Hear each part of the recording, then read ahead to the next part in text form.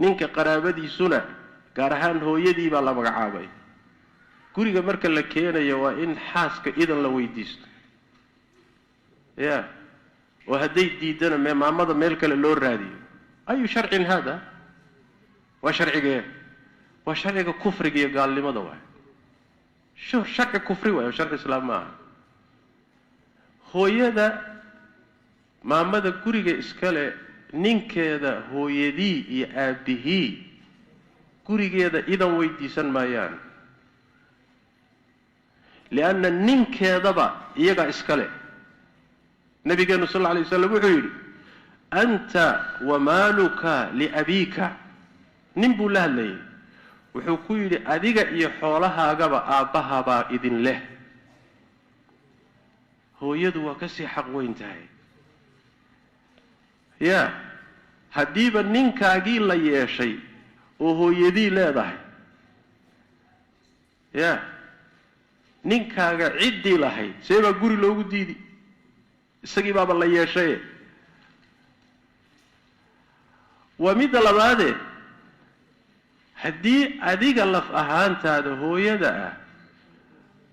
والدكي نين طلي انت اللي أفقر واي أي كوي لهدان ورياه مدن إنما أنفع سفر ولو إري marka hooyaan guri u diidi idan hal ay weydiisto guri kale hal loo kireeyo ay sharcin hada qarabo goysnimo inta leeg waxa laga hadlay hadana waa waalid waxa laga hadlay hadana waa waalid waay qarabo kale xataa haday ahaan lahayd bacdu sharri ahwar way islaami lahayd laakiin waalidkiiba guriga loo diidiyo idan ha weydiisteen waa thaqaafo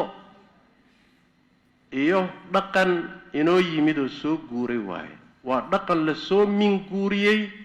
oo aan ahayn kii islaamka aanan ahayn kii bulshadeenu ay lahaan jirtay warmiyaynu lahaan jirnay ma dhaqan waxaan lahaan jirnay hooyo meel kale ha loo raadiyo la yidhaah maya ama xagga xaaska ha ka timaado ama xagga ninka ha ka timaado hooyo gogasha ugu wanaagsan baa loo dhigaa cuntada ugu wanaagsan baa la siiyaa guriga idan ma weydiisato iyada iskale aaba waa sidoo kale ama dhanka xaaska ha ka yimaado ama dhanka ninka ha ka yimaado waalid baa idan weydiisanay adari dhaaf meel kale u kiree naagta sida qabtay in la eriyo waay in la fiijiyo waay taas naag ma xaas ma hadayna waalidkiiba ogolayn oo gurigiiba ka sheemaysay u diidayso xaaskaasi muxuu yahay يا مالها ناق عدنان قبطان